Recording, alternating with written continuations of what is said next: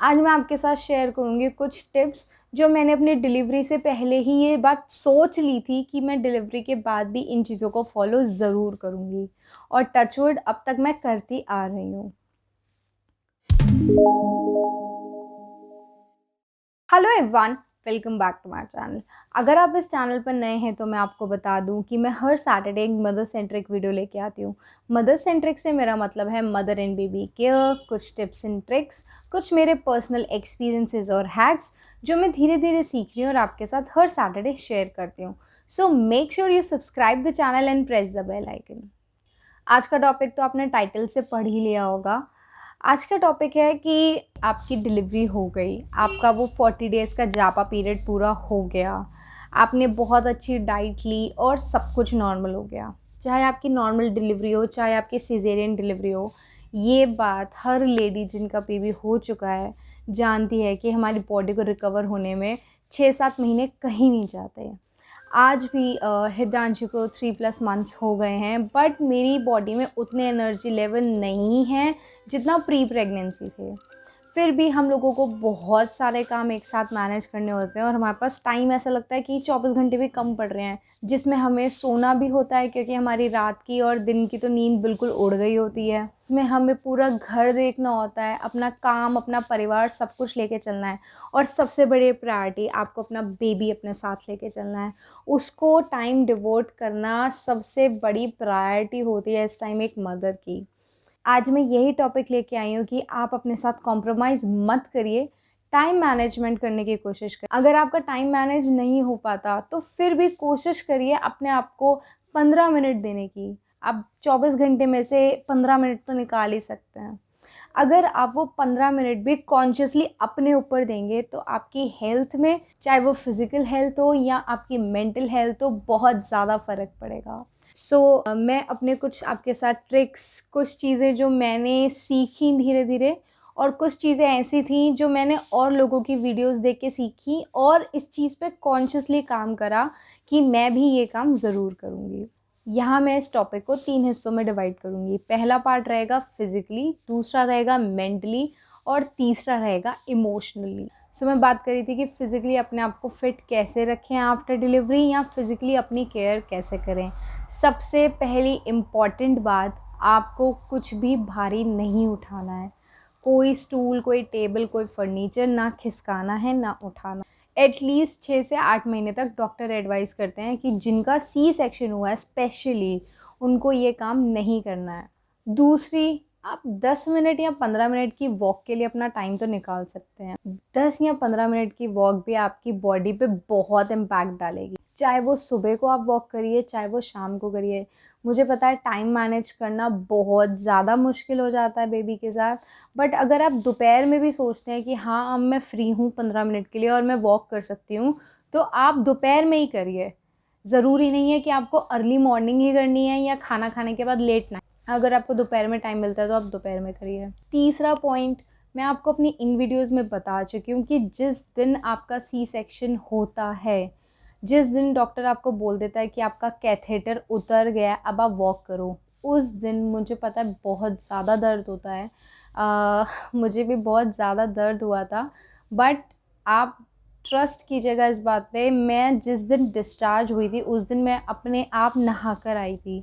मेरे बाथरूम में एक अटेंडेंट थी मेरे साथ, जस्ट उसने मेरी इतनी हेल्प की थी कि मुझे एक हाई चेयर थी उस पर बिठाया था। जिस मोमेंट से मेरा कैथेटर हटा था उसी मोमेंट से मैंने हल्की फुल्की वॉक करनी शुरू कर दी थी, और ये बहुत बड़ा प्लस पॉइंट रहा कि मैंने उस टाइम पे थोड़ी सी हिम्मत मार ली।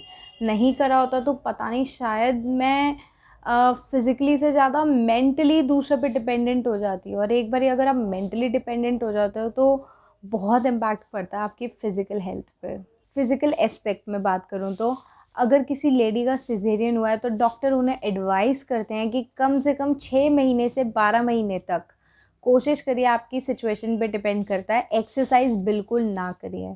अगर आपने कभी लाइफ में एक्सरसाइज नहीं की और डिलीवरी के बाद आप एकदम से उठे कि हाँ आज मुझे पतला होना है, अब से मैं डाइट शुरू कर रही हूँ तो मैं हेवी लिफ्टिंग एक्सरसाइज वगैरह करूँगी, तो सॉरी, ये ऑप्शन बिल्कुल गलत है। आपके स्टिचेस खुलने का डर है, आपको एब्डोमेन में कोई ना कोई दिक्कत बन जाएगी। अगर आपने लाइफ में कभी जिम करा हुआ है तो आप 6 महीने से 8 महीने के बीच में कभी भी अपनी नॉर्मल बेसिक एक्सरसाइज जैसे स्ट्रेचिंग वगैरह से शुरू करके किसी ट्रेनर के अंडर, किसी की सुपरविजन के अंडर एक्सरसाइजेज शुरू कर सकते हैं। कोई भी एक्सरसाइज या कोई भी स्टेप उठाने से पहले, इस वीडियो में या किसी की वीडियो भी देखने से पहले अपनी गायने से ज़रूर बात करिए, क्योंकि सबकी सिचुएशन अलग होती है। इस टाइम पे आपका डॉक्टर ही आपको सबसे बेहतर जानता है, कोई यूट्यूब की वीडियो नहीं। बहुत लेडीज़ को आफ्टर डिलीवरी अपनी बॉडी से बहुत ज़्यादा दिक्कत होने लग जाती है, वो बहुत ज़्यादा कॉन्शियस हो जाती हैं अपनी लुक्स को लेके। हमारी ब्रेस्ट हैवी हो जाती है, हमारा पेट बाहर निकल आता है। जैसे सी सेक्शन हुआ है मेरा, तो मेरी टमी पहले से और बाहर निकल आई है। ऑल दो मेरा 12 किलो कम हुआ है, फिर भी जो बल्जीनेस है वो एकदम से तो नहीं जाएगी। स्ट्रेच मार्क्स होते हैं, स्टिचेस का स्कार होता है, जो आपकी लाइन होती है जहाँ से आपकी डिलीवरी हुई होती है। इन सब चीज़ों का तो एक ही उपाय है कि अगर आप अपने दिमाग पे और दिल पे नहीं लेंगे तभी सब कुछ सही है।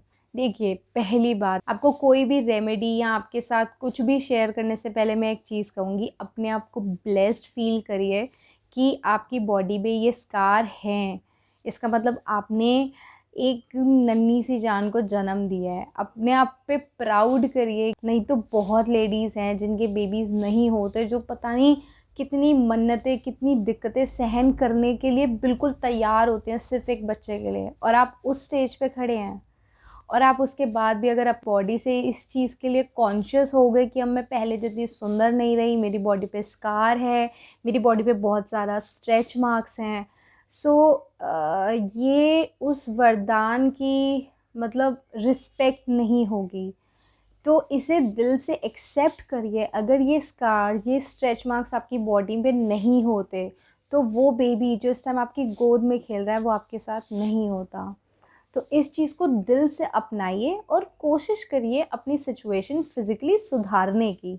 होम रेमेडीज़ मैं आपके साथ शेयर करूँगी। बहुत सारी ऐसी चीज़ें हैं, स्किन केयर रूटीन है, जो ये सारी चीज़ें रिवर्स तो नहीं पर हाँ कुछ हद तक कम कर सकते हैं। बट इस चीज़ पे प्राउड फील करिए, इस चीज़ से कॉन्शियस मत होइए।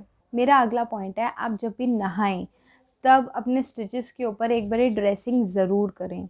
जब आपका 40 डेज़ का पीरियड ख़त्म हो जाए उसके बाद एक कॉटन लीजिए, उसे हल्के गर्म पानी में डिप कीजिए और अपने स्टिचेस के लाइन के ऊपर मूव ज़रूर कीजिए। उससे क्या होगा, वहाँ पे जितनी भी डर्ट या जितना भी पसीना वगैरह होता है वो सब रिमूव हो जाएगा और इन्फेक्शन का डर नहीं रहेगा। क्योंकि अगर आपके स्टिचेस की लाइन के ऊपर इन्फेक्शन हो गया तो वो आपको बहुत ज़्यादा दिक्कत देगा। अपने स्ट्रेच मार्क्स की केयर कैसे करें? इस टाइम पे मुझे पता है ये DIYs और ये सब करने का हमारे पास बिल्कुल टाइम नहीं होता। इस टाइम पे न्यू मॉम के पास इतना टाइम नहीं होता कि वो कोई DIY क्रीम या DIY कोई नुस्खा अपने आप बनाए और फिर उसके बाद यूज़ करे और फिर उसके रिज़ल्ट का वेट करे। तो यहाँ मैं आपको अपनी स्किन केयर के लिए रिकमेंड करूँगी बायो ऑयल। ट्रस्ट कीजिए इस बात पे कि मैंने 4th मंथ से यूज़ करना शुरू कर दिया था।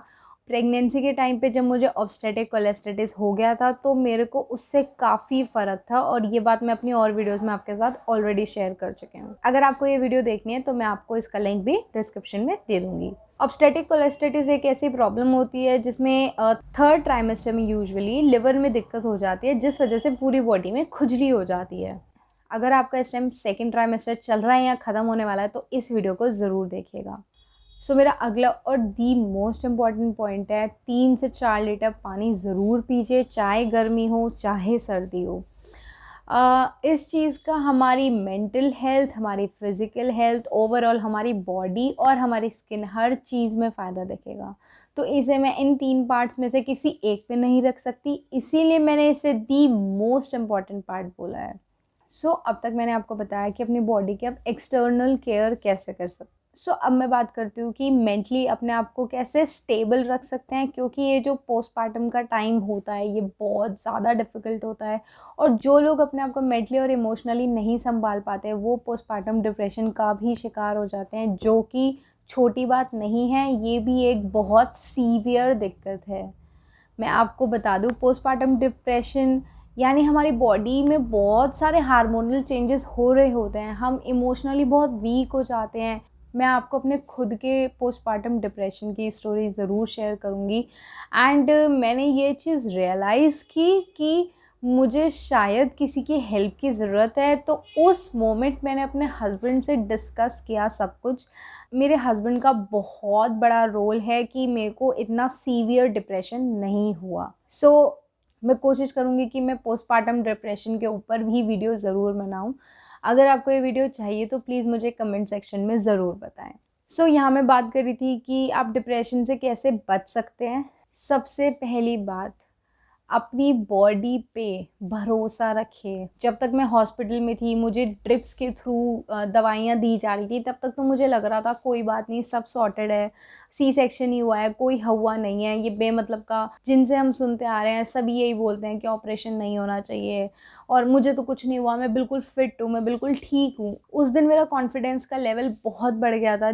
जिस दिन मैं खुद से उठ के नहाई, मुझे लगा कि बस मैं तो बिल्कुल नॉर्मल हूँ, अब कल से मैं अपनी नॉर्मल रूटीन में आ जाऊँगी। जब वो ड्रिप्स का असर ख़त्म हुआ, वो दवाइयों का असर ख़त्म हुआ, जब मैं अपने घर पहुंची और टाइम टू टाइम हृदयांशु को फीड कराना होता था, वो एक मदर टच होता है स्टार्टिंग में कि किसी और के पास बच्चा रुकता नहीं है, वो मेरे पास ही रुकती थी। और मेरी पीठ में इतना दर्द होता था उस टाइम पे, उसे लेने की वजह से, या ये कह लीजिए ज़्यादा बैठने की वजह से। अगर आपको खाना खाना है तो उठना है, फीड कराना है तो उठना है। धीरे धीरे मेरा भरोसा सा उठता जा रहा था मेरी बॉडी पर से कि अब तो मेरी बॉडी ख़राब हो गई, क्योंकि मुझे सभी लोगों ने ये चीज़ समझाई थी कि एक्सरसाइज कर, नहीं तो सी सेक्शन हो जाएगा। जो एक डर बिठा रखा था मेरे दिमाग में, वो डर इतना ज़्यादा लेवल का हो गया था कि उस टाइम पे मुझे मेरे कानों में उन सबकी आवाज़ गूंज रही थी कि अब तो सी सेक्शन हो गया, अब तो लाइफ में कभी नॉर्मल नहीं हो पाएगी, अब तो लाइफ में कभी भी पतली नहीं हो पाएगी, अब तो लाइफ में कभी कुछ नहीं कर पाएगी, तेरी बॉडी बेकार हो जाएगी, अभी तो तेरी उम्र ही क्या है। जितनों से भी बात होती थी डिलीवरी से पहले, सब यही बोलते थे कि बस किसी भी तरीके से नॉर्मल डिलीवरी हो जाए, सी सेक्शन ना हो, बॉडी ख़राब हो जाती है, बॉडी बहुत ज़्यादा स्टेगनेंट हो जाती है, आप लाइफ में कुछ भी नहीं कर पाओगे। ये सारी चीज़ें जब मैं अपने आफ्टर डिलीवरी में जापे के टाइम पे अपने बेड पे थी, मुझे बहुत ज़्यादा टेंशन हो जाती थी कि मेरा भरोसा उठ सा गया था मेरी बॉडी पर से कि अब तो मैं लाइफ में कुछ नहीं कर पाऊँगी, मेरी बॉडी अब मेरा साथ नहीं देगी, और मैं कभी भी इतनी रिकवर या अपने आप को इतना फिट और एक्टिव फील नहीं कर पाऊँगी जितना मैं प्री प्रेगनेंसी करती थी। और मुझे कहीं न कहीं ये बातें पता थी कि ऐसा नहीं है, बट डीप इनसाइड मुझे ये बात लग रही थी, क्योंकि उस टाइम पे मेरी बॉडी में बिल्कुल जान नहीं थी, बिल्कुल एनर्जी नहीं थी। और 15 दिन हो गए, 20 दिन हो गए, मेरे दिन पे दिन सिचुएशन सुधरने की बजाय बिगड़ती जा रही थी। तो ऐसा मुझे फ़ील हो रहा था क्योंकि मैं अपने आप पे बहुत ज़्यादा स्ट्रेस ले रही थी। और ये चीज़ मुझे अब फ़ील होती है कि ये बहुत नॉर्मल है, हर लेडी के साथ उसकी फ़र्स्ट प्रेगनेंसी में ऐसा ज़रूर होता है, क्योंकि उस टाइम पे हमें अपने इन-लॉज़ को, अपने घर को, सोसाइटी को, अपने बेबी को भी देखना होता है, इसलिए खुद को देखने का टाइम नहीं मिलता। और जो जैसे बोल, इतना इन्फ्लुएंस पड़ता है आपके ऊपर जिसकी हद नहीं है। मेरा यही पॉइंट है, अगर आप इस टाइम प्रेग्नेंट हैं, आपका फर्स्ट, सेकंड या थर्ड ट्राइमेस्टर, कोई भी ट्राइमेस्टर चल रहा है और आप ये वीडियो देख रहे हैं, तो अपनी बॉडी पे भरोसा रखिएगा। आपकी बॉडी इतनी कैपेबल है कि आपको और आपके बेबी को सेफ रख सकती है। आपकी बॉडी इतनी कैपेबल है कि नॉर्मल या सिजेरियन डिलीवरी वो कर सकती है। वो आपको भी दोबारा अपनी प्री प्रेगनेंसी वाली हिम्मत, जान और जो हमारे जो स्टैमिना होता है उसमें वो ले आएगी। 9 महीने का टाइम लगा है आपके बेबी को डेवलप होने में, तो कुछ टाइम अपनी बॉडी को रिकवर होने में भी दीजिए। इस टाइम पे आपको प्रॉपर रेस्ट, अच्छी डाइट के साथ साथ अपने आप को मेंटली बहुत ज़्यादा स्ट्रॉन्ग बनाने की ज़रूरत है। बहुत लोग होते हैं जो आके फ्री फंड के सजेशन देते रहते हैं, आप ये करो, ऐसे करो, वैसे करो, ना करो। मैं ये बात नहीं बोल रही कि अपने इन-लॉज़ या अपने घर वालों का या अपने बड़ों की बात मत मानिए, बट अपनी गट फीलिंग की बात मानिए, ये इम्पॉर्टेंट है। अगर आपको कोई चीज़ फ़ील हो रही है कि आपको कोई दिक्कत है और आपके इन-लॉज़ या घर वाले दोनों ये बात बोल रहे हैं कि तू बेमतलब में टेंशन ले रही है, तेरे को कोई दिक्कत नहीं होनी चाहिए, तू ऐसे ही परेशान मत हो, ये नॉर्मल है, ये सबके साथ होता है। कोलेस्ट्रेटिस के टाइम पे जब मुझे खुजली होनी शुरू हुई थी, तो मैंने 15 दिन तक अपने घर पे दोनों घरों पे, इसीलिए नहीं बताया था कि सब ये कहेंगे प्रेगनेंसी का टाइम है, खुजली होगी, कोई दिक्कत नहीं है। अगर वो मैंने 15 दिन डिले ना किए होते तो मेरी प्रॉब्लम इतनी नहीं बढ़ती। इसीलिए अपनी बॉडी पे भरोसा रखिए और अपनी गट फीलिंग को सुनिए। सबकी बॉडी खुद से बात करती है, आपको ज़रूरत है उस आवाज़ को पहचानने की।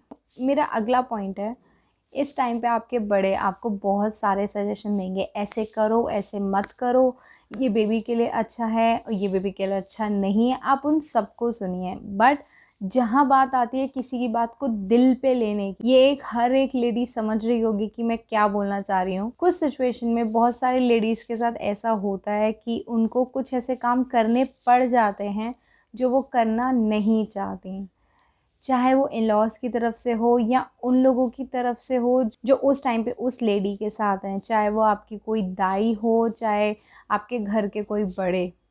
सो मैं आपको इस चीज़ में एक ही सजेशन दूंगी, वो आपके लिए और आपके बेबी के लिए द बेस्ट सोच रहे हैं। आप अपने बेबी के लिए द बेस्ट सोच रहे हैं, करना आपको वो ही पड़ेगा जो आपके इन लॉज या घर वाले या जो आपको उस टाइम पे ध्यान रख रहे हैं वो आपके साथ हैं, उनकी सुननी पड़ेगी। अगर आप इस चीज़ को अपने ऊपर मेंटली लोगे और टेंशन लोगे या आपको कोई चीज़ ऐसी नहीं लगती जो उनको सही लगती है, तो अल्टीमेटली दिक्कत आपको होगी। तो इस चीज़ को अवॉइड करने के लिए बस अपने दिमाग में यही सोचिए कि अगर मैं अपने बच्चे का भला चाहती हूँ तो ये लोग भी चाहते हैं।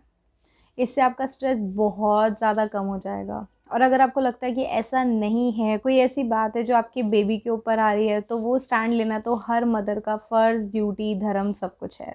और इमोशनल लेवल की बात करूँ, सो इमोशनल लेवल इस टाइम हमारे बहुत ज़्यादा डिस्टर्ब होते हैं।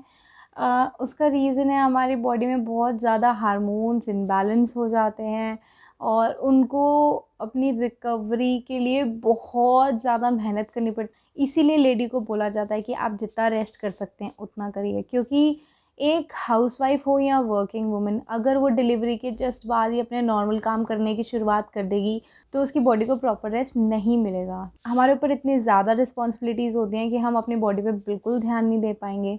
इसीलिए एक लेडी को बोला जाता है कि आप 40 डेज़ का रेस्ट करिए। उस टाइम पे हम इमोशनली बहुत ज़्यादा डिस्टर्ब हो जाते हैं, हमारे आसपास सब लोग खुशियाँ मना रहे होते हैं, हम मतलब फ़िज़िकली इतने फिट नहीं होते कि हम उस खुशी में शामिल हो पाएँ। या कभी कभी ऐसा होता है कि हमें थोड़ी सी शांति चाहिए होती है। मैं आपको एक्सपीरियंस बताऊँ, मैं बहुत ज़्यादा चिड़चिड़ी हो गई थी स्टार्टिंग के दिनों में। तो मतलब मुझे ऐसा होता था जब कोई मेरे साथ है तो मुझे बिल्कुल आवाज़ नहीं चाहिए, और जब सब मुझे छोड़ के दूसरे रूम में चले जाते थे तो लिटरली मेरा रोना छूट जाता था कि देखो सब मेरे मतलब दूर हो रहे हैं मुझसे, मेरी पूरी फैमिली दूर हो रही है। एंड मेरी मतलब फैमिली में मेरे इन लॉज में टचवुड ये चीज़ बहुत कोऑपरेटिव रही है कि जब हृदांशी सो रही होती थी तो वो मतलब ये बीच में ना जागे और मुझे डिस्टर्बेंस ना हो, इसलिए इसे रह के दूसरे रूम में चले जाते थे। उस टाइम पे मेरे मन में कहीं ना कहीं ये फील आने लग गई थी कि मुझे अकेला छोड़ दिया, बेबी को ले गए, और मतलब मैं लेफ़्ट आउट फील करती थी, मैं बहुत ज़्यादा डिस्टर्ब फील करती थी। मैं फ़ोन यूज़ करती थी तो सब मना करते थे आइज़ पे इम्पैक्ट पड़ेगा, और मैं उठती थी तो सब डांटते थे, मैं खाना नहीं खाती थी तो सब डांटते थे। तो मैं बहुत ज़्यादा चिड़चिड़ी होती थी और अल्टीमेटली ये सारा जो गुस्सा, जो फ्रस्ट्रेशन होती थी, ये गौरव पे निकलती थी कि आप भी टाइम नहीं देते, ध्यान नहीं देते। क्योंकि मैं आपको अपनी इन वीडियोस में बता चुकी हूँ, जैसे ही मैं घर आई थी उसके 5 से 7 दिन बाद ही मेरे ससुर जी का बाईपास ऑपरेशन की तैयारियां शुरू हो गई थी।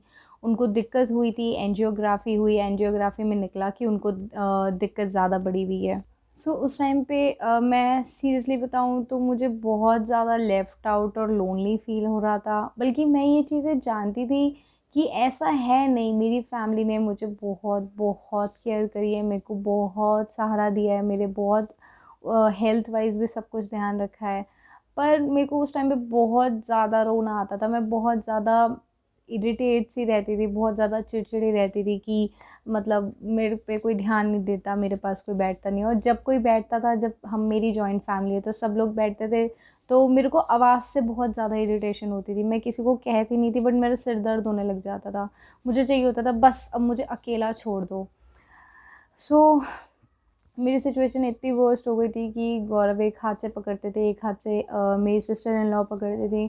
वो दोनों मुझे खींच के खड़ा करते थे। 1 हफ़्ते तक तो लिटरली ऐसा हुआ है कि मैं टॉयलेट भी जा रही हूँ तो उन्हें पकड़ पकड़ के जा रही हूँ। तो मेरे को ऐसा लगता जा रहा था कि बस अब तो मेरी बॉडी का कुछ नहीं हो सकता। मैंने मतलब अब तो बेबी भी हो गया और मेरी बॉडी बेकार हो जाएगी। वही सबकी बातें सही थी कि सी सेक्शन के बाद बेकार हो जाती है बॉडी। स्टिचेस नहीं उतरे थे, मेंटली इतनी दिक्कत थी और मतलब इतना ज़्यादा क्योस हो रखा था। मुझे लगता था मेरी लाइफ बिल्कुल ऐसे, मतलब मैं मन में सोचती थी मेरी लाइफ के ऐसे बिखरे हुए टुकड़े हैं ये जिनको मेरे को समेटना है। और मतलब मेंटली कुछ ना कुछ चलता रहता था दिमाग में और आप कुछ कर सकते नहीं थे। मैं ध्यान डाइवर्ट करने के लिए जैसे ही फ़ोन यूज़ करती थी कोई ना कोई मेरे हाथ से फ़ोन ले लेता था कि आइज़ वीक हो जाएंगी। मुझे बहुत ज़्यादा गुस्सा आता था। आप लोगों ने नोटिस किया होगा जितने मैंने जैन और फेब के टाइम पे कमेंट्स के रिप्लाई करे हैं वो सारे मैंने ऐसे करे हैं कि किसी ने कमेंट करा और 2 मिनट के अंदर रिप्लाई, 5 मिनट के अंदर रिप्लाई। उसका सिर्फ यही रीज़न था कि उस टाइम मैं प्रॉपर बेड रेस्ट पे थी और मैं सिर्फ तभी उठती थी जब रिदांश को फीड कराना होता था या खाना खाना होता था। पर तब भी मैं बहुत ज़्यादा परेशान हो गई थी, स्पेशली अपनी बॉडी से। इससे तो मुझे बस यही चीज़ समझ आई कि वो एक फ़ेज़ है जो धीरे धीरे आपका निकल जाता है। वो 40 डेज़ काटने बहुत मुश्किल होते हैं बट वो निकल जाते हैं। सो आज की वीडियो के लिए अगर आप एक न्यू मॉम हैं, अगर आपको पेरेंटिंग, मदर सेंट्रिक, प्रेगनेंसी की टिप्स, कुछ हैक्स, मेरे एक्सपीरियंसेस चाहिए या मेरी स्टोरीज़ जिनसे आप कुछ सीख सकें, जानिए, तो सब्सक्राइब ज़रूर कीजिएगा। साथ ही में बेल आइकन ज़रूर दबाइएगा। मैं हर सैटरडे एक वीडियो लेके आती हूँ। आपको हमारे इंस्टाग्राम के हैंडल्स डिस्क्रिप्शन बॉक्स में मिल जाएंगे, ज़रूर से फॉलो कीजिएगा। मैं वहाँ पे डेली हितांशी की एक रील या पोस्ट या फ़ोटोज़ डालती हूँ। आज के लिए इतना ही। Thank you so much for watching.